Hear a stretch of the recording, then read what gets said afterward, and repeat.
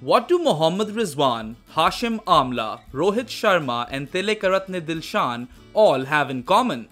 They were never really thought of as openers, but then took up the trade later in their careers. Rohit and Dilshan were 6 and 9 years into their international careers respectively before they started opening, while Amla had never opened in List A or Under-19 cricket before he opened for South Africa on their tour of England in 2008. Similarly, before his meteoric rise, Rizwan's most regular batting position in T20s had been number 5, although he had floated about elsewhere in the batting order as well. Nowadays, teams focus on specialists in the number 4 and 5 roles who can exert maximum advantage over that part of a T20 innings. Rizwan, unfortunately, never really fulfilled any of those specialist requirements. The early part of Rizwan's career did give us indications that he may be better suited as an opener. He was a smart and busy batter who would find gaps in the field, very useful in the power play, and he would score considerably quicker versus pace as opposed to spin. You would like your number 4 or 5 to be a decent, if not excellent, hitter of spin. Rizwan's first proper promotion to opening came in the National T20 Cup in 2020.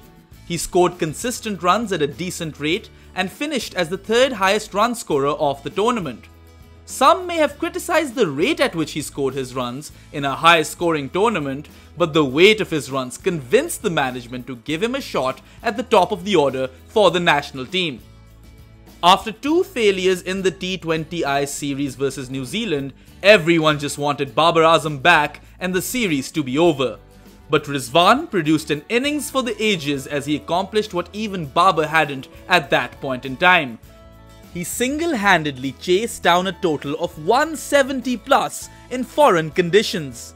Since then, Rizwan has not looked back, scoring runs everywhere he goes versus every opposition.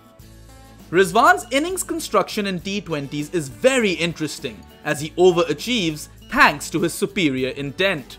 Nothing typifies this more than his approach versus spin.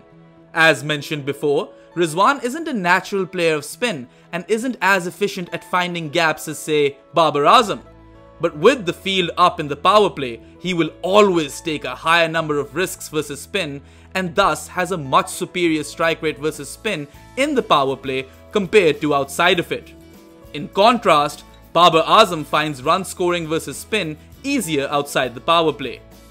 But the thing that sets Rizwan apart from other openers in the international circuit is his penchant to score runs reliably towards the end of an innings. At the death, Rizwan activates beast mode, is extremely difficult to get out, and scores at over 2 runs per ball. As a direct consequence, Rizwan has made the year of 2021 his very own, breaking records left, right and centre. He has accumulated 2,036 runs in T20 cricket in 2021, the most in history, also becoming the first cricketer to breach the 2,000 run barrier in a calendar year in the shortest format. In T20 internationals, he has become the first player to score in excess of 1,000 runs in a calendar year, setting the record at 1,326 runs, which is going to take some breaking.